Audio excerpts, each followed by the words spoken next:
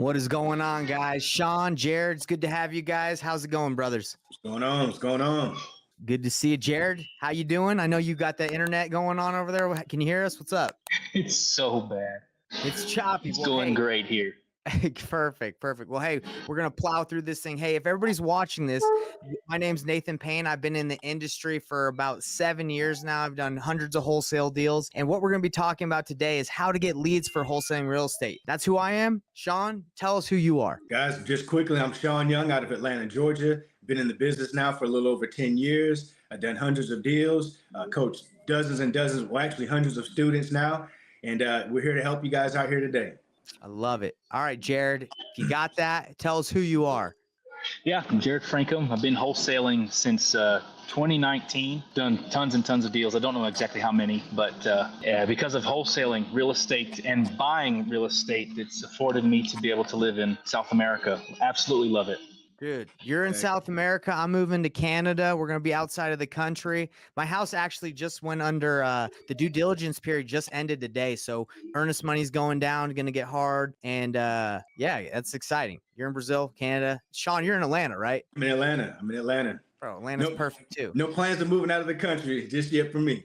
Stay where you are, man. Stay where you are. I love it. So, hey, again, everybody, why would you tune into these calls? Well, we've been doing real estate for a long time, and we like to get together because we all have different experiences and we all have different things that have worked for us. So today we're going to be discussing, in our opinions, what's the best way, how to get leads for wholesaling real estate. We're going to break down what we suggest you should do, what we're telling the people we work with. And our promise to you guys is by the end of this call, you're going to know exactly what you should do, which works best for you to go and get some leads, because it all starts with leads. It all starts with conversations. So if you don't know how to start talking to sellers or who to talk to, this is where you should be. So let's dive right into it, guys. This is a really important thing, right? An important topic, because really without a seller to talk to, without a lead, you really got nothing, right? Absolutely nothing. Nothing at all. You got to have them leads, man. This is a marketing game. This is a marketing and sales. So with that being said, you definitely need leads. So I want to ask you guys a question. So a lot of people say that, right? This is a marketing sales business. I feel like a lot of people that get in this business don't really think that, right? They don't think this is marketing at all. At least when I started, I just thought it was all real estate, baby. And all I had to do is, flip a house or just focus on real estate, not marketing. So Sean, when did you realize, and Jared, when did you guys realize this was just like a marketing heavy business? Yeah, man. Like right from the jump, actually, man. Like I said, once I got started, I had a little dip in my productivity, and it was due to my lack of having systems in place and having a follow-up, having a path to that follow-up. So it's super important that you have those things in place. Wholesaling doesn't have to be complicated or lonely. Join my free Facebook group, Payneless Flipping, Wholesaling Real Estate Simplified, where we're building a community of wholesalers crushing their goals. You're going to get access not only to free training, but tools and even one-on-one help to land your next deal. The link is in the description, so don't miss out. But anyway, so for me, Sean, so when I first started, I didn't know anything about marketing, right? I didn't even think it was that important. So I thought it was all like having conversations with sellers, and you had to be like an amazing sales guy and have the best conversations, which is really important. But what I did is I focused so much on getting good at the conversation and the sales process, and I didn't think leads was an issue. I was like, man, maybe I'm just not that good. But then as I got better at sales, I realized, man, I barely have any leads. I barely have anybody I'm talking to. So that's when I realized, oh my gosh, I've been focusing on something that's important, but not the wrong thing. You don't have any leads, it's going to be really hard to convert. So Sean, tell me about your experience with marketing. Like what was the first thing you did to start generating more and more leads? And I'll talk about my experience, and we can even go into what we're doing now and what we suggest. Sure, guys. A good thing to do especially when you're getting started is list generation. You want to be able to go out and pull, big lists. You can do that a number of different ways. You can go to the county to pull specific lists, like tax lists, water shutoff lists. I mean, there's specific lists that we can get into, but you can get lists that way. You can also pay for lists from sources like Batch Leads, PropStream. There's a lot of different lead sources that you can purchase lists, get those lists skip traced, and then call on those leads. What Nathan mentioned earlier is that when he said, hey, I was working on the skill set of, converting, which is, like he said, it's super important, but without the opportunity to convert, you're not going to convert. So that's why we're saying you got to have, you got to get you got to get in front of a lot of people. You got to talk to a lot of people, whether it's, getting in front of them or on the telephone or by text. however you're doing your outreach, the more people that you're, reaching out to, the better your opportunities are to have a conversation. I love it. I love it. So I know the game in marketing has changed over the years, man. Because when I first started 2017, texting was huge, and that was an easy way to get deals, bro. I know you probably got into it big with texting. Do you still do it, mass texting? Yeah, 'Cause we I still don't. do texting, but it slowed down because of the regulations that came in place. Like last year, and then like of course at the beginning of this year, they really started to crack down on it. So we've gone a different route, but like you say, we go through waves. When I actually first got started, the big thing was mailers. I literally spent like $320 on mailers on my first mailing campaign and ended up getting 7 deals closed. I got 11 deals under contract and closed 7 of those with $325. Could you do that today? I don't Bro, think so. that's freaking insane. You spent $325 and got 7 deals? 7 deals closed, absolutely. Bro, if it was that easy now, that would be the greatest thing in the world. 100%, 100%. And So, the reason, yeah, go ahead, Nathan. well, check this out. So when I first started, I spent $10,000 on mailers in Utah. Didn't get a single deal. So I don't know. Market is really important too, right? Market who you're sending the mailers to. It's not just like, hey, do you want to sell your house? And you're going to get someone be like, yeah, I'm ready to sell. Let's talk. It's not always that case, right? You got to make sure you're hitting the right people. So when it comes to getting leads, there's so many different strategies, right? So I think, you have to be dialed in on a strategy that you want to get good at and you want to master, because there's so many different ways to go get leads. You can be the pre-foreclosure guy. You can be short sale the guy. You can be the tax lien person. You can niche down on a specific list and get really good at marketing to that list. One thing that I did, which I think was a mistake, is I pulled all these different strategies, all these different lists, and a ton of them, and I didn't really focus on getting good at the messaging for any of them. And my message was just like, do you want to sell? Do you want to sell? And that is very expensive in my opinion. I don't know if you agree with that, Sean, but I don't like to pull a bunch of different lists and giant lists and then just plow through them, because it's expensive and it's not very targeted. But Sean, your opinion? Man, I agree with you 100%. So Nathan, let's break that down a little bit. So you mentioned like specific type of lists. I know that, there's code violation lists, there's tax lien lists. We've got a lot of different lists out there. What are your favorite lists to go after? Let's say the top 3. What are the top 3 lists, as a new person that you think someone should go after? I'll give you some of mine, but I want to hear yours as well. Yeah, man, pre-foreclosures have always been tried and true for me. Those are people that, they're not always super motivated, right? You got to pull out, you got to like build the trust, but those are good probates. They're going to sell. Those are people that don't live in the home necessarily, and they don't have any ties emotionally to the property. And absentee owner is always a tried and true, but absentee owner also usually have to go through quite a bit of data to get somebody. So it really just depends on your strategy. If you're, in my opinion, if you got a big cold calling team and you got to feed them, you got to have enough leads to do that. So that's absentee owner, that's bigger list, high equity. But if you're a smaller team and you can go target people specifically, it's probates, pre-foreclosures, tax liens, where the lists are smaller, but you can get better, you can target them better and get a hold of them better. That's my opinion. So those are the 3. What about you, Sean? Man, I agree with you 100% with what you just said. I'm glad that you pointed that out, because a lot of people do just kind of go big and they say, you know what, I'm just going to go pull a vacant list. Listen, and tell me if you agree with this. I know that you agree with this, but I think that the best method that you should try to use is what's called like double stacking, or find lists that have multiple pain points, right? Pain points, right? So let's say they're a probate, and they're an absentee owner, and there's some other motivation. So you want to try to look at lists like that when you're trying to build your list, especially when you're trying to niche them down, because if not, you're going to have a big list. It's going to take you a long time to get through them. It's going to feel daunting. You're going to feel like I'm not getting nowhere. You're not going to be directed or focused in your messaging to those leads, like Nathan said, because that's a newbie mistake. That's a newbie mistake. Once you start doing this for a little bit, you realize that you have to be very focused on your conversation. You don't speak to an absentee owner the same way you speak to a probate, or pre-foreclosure. They're in a different mindset. You know what I mean? Yeah, you got to be really empathetic to their situation. They're going through some tough times. The tired landlord he might just be tired. He's like, whatever, he doesn't live there. It's not very emotional for him. But so what were the top 3 in your opinion, Sean? Then we'll go to Jared on what his top 3. Yeah, I think pre-foreclosures is a top one. Absentee owners, And like you say, I like to go with the code violations. So I like code violation lists. And to me, the code violation is almost like a driving for dollars list, but you didn't have to drive. The Right. the city drove, right? And they're the Right. ones that are like, hey, this house, code violation. It's got the tall grass or whatever the criteria is in that city. I love it. Mhm. Okay. What about you, And Jared? yeah, yeah.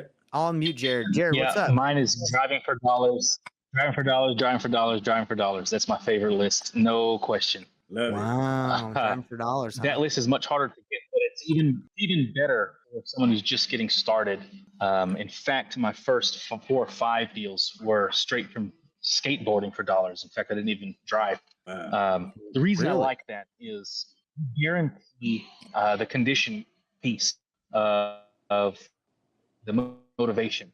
So you know that there's something already fishy with peeling paint, or something as crazy as like the roof is half blown off. But in my opinion, if you build your list where every prospect has a higher chance, it diminishes the length of time for your marketing to take effect before you get a deal. And so for someone who's just getting started, what I like about the DFD list, driving for dollars list, is 2 parts. One is you need fewer prospects in your list to get a deal. And second is, by seeing so many as you drive, you start to see that in almost any neighborhood, maybe some that don't have HOAs, homeowner associations, but you've seen almost every neighborhood needs that work.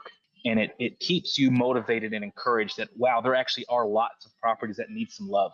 And it keeps your mindset right to keep going for the marketing, because as we start marketing and we start to cold call or send SMS or mail, and we hear a lot of no's, sometimes it's easy to believe, maybe this doesn't work. But you start to see, man, after 2,000 houses that are all banged up, someone's going to sell, right?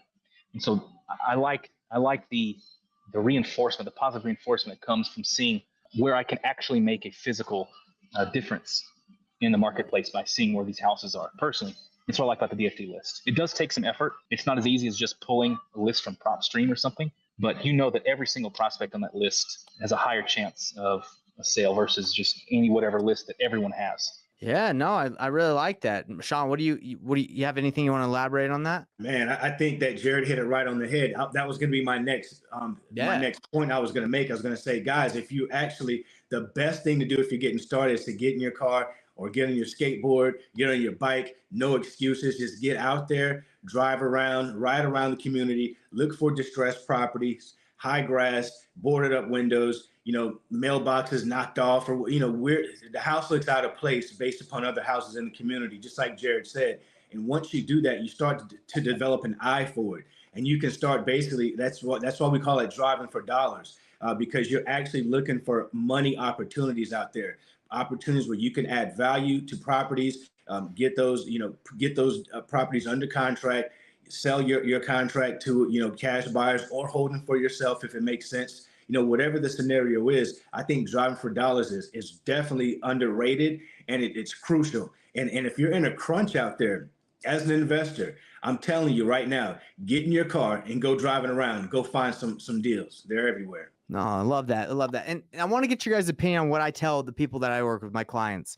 So this is a strategy I use, and I think it's like driving for dollars with purpose, right? Because sometimes when you drive for dollars, you'll let me go hit that neighborhood, let me go over there. I don't really know where I'm going. Let me just drive around, right? I don't know if you guys have ever done that, but that's how I did it when I drove for dollars. I was like, let me just drive. But what I tell people to do is I say, we're going to pull the pre-foreclosure list. You're going to hit up everyone on that list, and your goal is to get a hold of literally everybody. Okay, that's your goal. Not to see who cares if they want to sell or not, just get a hold of the right person, right? So once you get a hold of that person, you can then determine, okay, is that person want to sell or not? Now, if you can't get a hold of that person, all the numbers are disconnected or whatever, the next step is go knock on that door, go leave a note on their door. And then while they're out going to do that, take that action, then as you're driving, you see other properties in that area, and then you mark those and you add those to your list. So you're going with a purpose to a property to get a hold of someone that you've not been able to connect with. And then you mark as you go, leave a note, knock the door, and you're building up your list that way. So it's strategically like you're killing 2 birds with 1 stone, right? Versus just driving. And I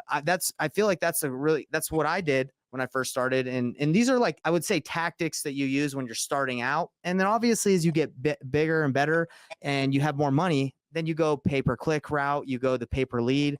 But in my opinion, it's that strategy of like, be really targeted, mark as you go, and then get money to do pay-per-lead, pay-per-click. That's my opinion, guys. What is your response, or what are your thoughts on what I'm telling people? I'm curious what you guys think.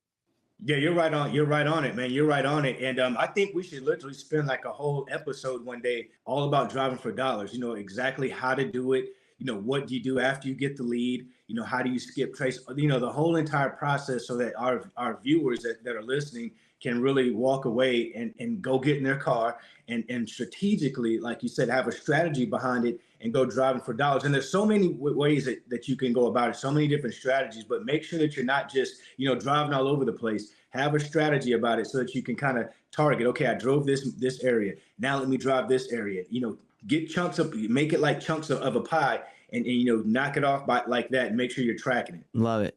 Jared, do you have anything you want to add to what I said, and any thoughts? Yeah, Nathan, you brought up a very critical point that I think this technique needs to be applied in more than just real estate, or more than just door knocking pre-foreclosures, and that is stacking activities to do more than one thing at one time. So while you're door knocking, sure, you're already there. You minimize your effort from having to do something else. You can just drive for dollars on your way. It's so effective. And by leveraging that time, you're able to multiply what you're able to accomplish, rather than, okay, I'm just going to cold call the pre-foreclosures, and then I'm going to drive for dollars separately, and then I'm going to do something else separately and divided. You're much slower. So what I found is, and this is translated from real estate, from running my business into multiple areas of my life, is stacking, do multiple useful things at the same time. Even what I love about this business is it's taught me a lot of life skills. So I like to, even when I'm hanging out with friends of mine, those people are in real estate and we talk about doing deals together, and we are able to do deals at the same time anyway. And that skill set happened from doing exactly what you're talking about, Nathan, is I found a lead that I couldn't get a hold of. So I went to go knock on the door or leave a door hanger or a flyer. Why not drive for dollars while I'm out here? Why not talk to the neighbors? And you drum up serious business this way. And it's all by making your life as most efficient as possible, rather than just knocking off one task by one task. Love it, man. I appreciate you saying that and elaborating on that. And you know, another great like a pro tip is, while you're knocking doors, let's say you knock on somebody's door and they're like, man, no, I don't want to sell. This is a great question to ask if you're there. Be like, hey, you know, that's fine, you don't want to sell, but I am looking to buy properties in the area. Do you know if there's any properties or neighbors that are like an eyesore? You don't have to tell me like who it is, but I'm just curious, is there any property in the area that you would just love to see get rehab? Because that's what we're looking for. All the neighbors know, everybody in the neighborhood knows that problem property, that house that's nasty, that's bringing the values down. Every time I ask that question, they're like, yeah, go down that street to the left. You can smell the cat pee from just the street, and they'll point you in the right direction. So while you're out knocking doors, don't always make it like, hey, I want to buy your house, because that can get kind of awkward sometimes. You can say, hey, I'm just looking for properties. Do you by chance know of any eyesores or any problem properties here that I might be an opportunity that I could look at? Right. So that's just a tip for everybody that's going to be knocking. Yeah, and my apologies, guys. I just realized that my mic was off this whole time, so my sound was probably horrible, but it's on now, so we're good to go. We fell our way forward around here. Well, I heard you. You sounded good to me, man. Good.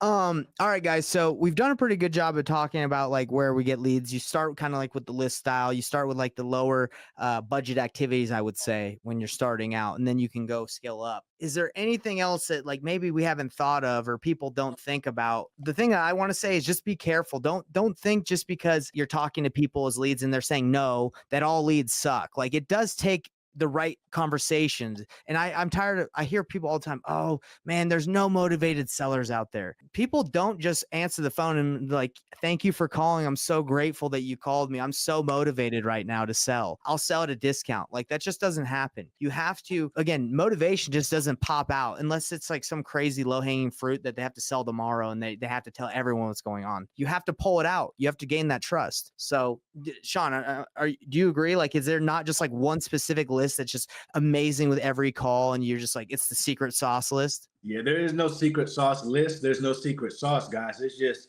repetition. You got to just plow through it.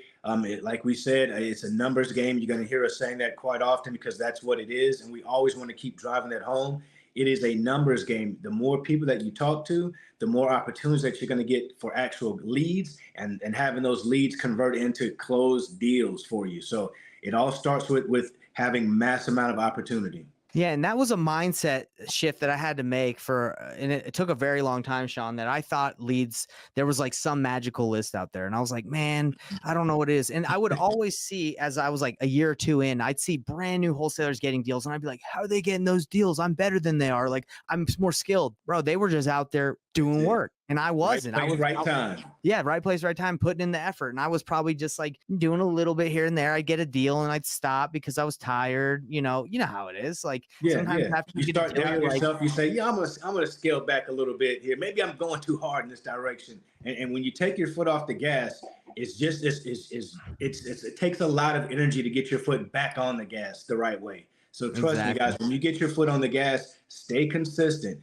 Stay the route. It's not going to be instant success, but know that. Enjoy the journey, enjoy the adventure of the journey, and you'll be okay. And I will say this, I think a lot of people struggle to get their first deal in wholesaling because they focus on the wrong activities. They focus on like not the money generating activities that lead to deals. They'll focus, well, let me get my LLC set up. When people say they got their LLC, I'm like, bro, who cares? Who cares if you got an LLC? Right. You know, like people that focus on getting their LLC. Let me build a website. Let me build a logo let me find a name for my company. Bro, Sean, I can't tell you the last time sellers asked me the name of my company. Like they don't care. They don't care at all what company they trust you. They want to work with you. And and that's what people do. They want to gravitate towards the easy thing. So the way to get a deal and to consistently get deals is to consistently do the money generating activities, which is get leads, talk to them, and then take them through the sales process. Simple as that. But it's not simple to do. Well, it is simple to do, but it's not simple because you have to do it. You have to work. It's not easy to have to always continuously wake up every morning and make those calls or take that action. But that's what gets you paid. That's it. You're not going to see instant gratification. It's not going to be instant success. Like Nathan said, it might take 2 calls and you get a deal. I mean, it happens all the time, but it could take 2,000. And if you're not willing to if you're not preparing yourself up front, you're going to set yourself up for mental failure, burnout. You're going to try it and you're going to say, oh, this doesn't work. And there's a bear that one of our mentors talks about. You got to let that bear work for you or it's going to be working against you. And that bear is BEAR. And that is your beliefs lead to emotions, which lead to actions, which lead to results, which substantiate your beliefs. So if you're not getting the results you're seeking, you might want to focus on those beliefs. It's true, man. Beliefs do dictate what you do and the results you get. So no, I think we've done a good job, man. And there's so many different ways to get leads. And I will say this, I could go on for hours, but the thing is, there's so many different ways to get leads. That is another issue that keeps people from succeeding is they will try to dabble in absentee owners. This doesn't work. Let me dabble in tax liens. Let me dabble here. And they just try a little bit of everything and it's not enough and it's not consistent enough when they don't see the results and they're like, this doesn't work. Where if you just stay focused on, let's just say probates, just pull the probate list, stay consistent, keep mailing, keep calling, keep reaching out to those people with the right messaging. You're going to see results because people in probates, they're going to sell that are going through probate. So would you agree on that, Sean? 100%. When you're first getting started, you want to go an inch wide and a mile deep. You don't want to be a mile wide and an inch deep and everything. You're not doing anything. It's just a waste of time. Remember that, an inch wide and a mile deep, and that'll save you some time and money. That's good. And saving money is so important in the beginning, dude, because like me, 10K deep. I went, what is that? That's wide and deep. I went wild. 10K in mailers when I first started, didn't get a deal. First of all, because I didn't really know how to have that conversation. So I was too ambitious with the spend and I didn't really know how to spend it. Maybe I sent the wrong materials, maybe I sent the wrong list. Like be careful because you don't want to just be like, oh, I just had to pay money and I'll get a deal. It's not like, hey, money in, money returned. You have to have the skill sets to convert too. So we're just making sure, I'm just giving you guys a sauce where it's not like put this in, get this in return, unless you have the skill sets, right? That's it, man. You hit it on the head. All right, Sean. Well, do you have anything you want to say? I know Jared's been in and out. We appreciate his support. Next time, hopefully his internet will be a little bit more consistent, like we're talking about. Indeed. Yeah, absolutely. Yeah, man. Guys, just on our final parting words, just go out there and make it happen. Be consistent, stay focused. Like Nathan is saying, man, don't waste your time on things that make no sense at all. Like thinking of a good name. You're spending 2 or 3 weeks thinking of a good name. You ask all your family and friends. You make up 2 or 3 logos. You get all their opinions. These things don't matter. No one cares. Your family and friends are not going to be the ones that make you, that are going to change your lifestyle. It's going to be your business and your business acumen and how you operate your business that do those things. So put yourself in the position to learn, grow, get yourself a coach, get yourself a mentor, and you'll be better suited to success that way. Bro, that's so funny, man. I remember when I started my business, I spent like you just said, 2 weeks, logo everything on my business, thinking I just made the best name that people were going to search. Oh, it's so ridiculous. Well, hey guys, Nathan Payne here again, Payneless Flipping. Go to paynlessflipping.com if you need any help. That's what I do. I focus on working with people to help them get their first or next deal. We walk people through their deals. So truly a one-on-one mentorship where we hold your hand. That's what I do. And Sean, where can they reach out to you if they need any of your services on the VA front? Guys, if you guys are looking for a professionally trained, monitored, managed virtual assistant that'll help you, scale your business up without spending a ton of money, head on over to reiworldsolutions.com. Let me know that you saw me here with Nathan. Take great care of you. All right. Later, guys. We'll see you next week. We do this every week. Hope to see you, and please come with the questions. If you're watching this live, give us a like, subscribe, and leave a comment saying where you're watching this. And if you're watching it later on, do the same thing. Like, subscribe, and we'll be answering your questions. That's why we're here for you. All right, so here's your next step, everybody. Join my free Facebook group called Payneless Flipping, Wholesaling Real Estate Simplified. If you're ready to take action and close your deals faster, this is where you need to be. You're going to be getting live trainings, free resources, and support all along your way. Link is below in the description, so just click it there. And don't stop there. Watch the next video here to learn more about wholesaling strategies that will help you get your next deal faster. Click it now and let's keep the momentum going.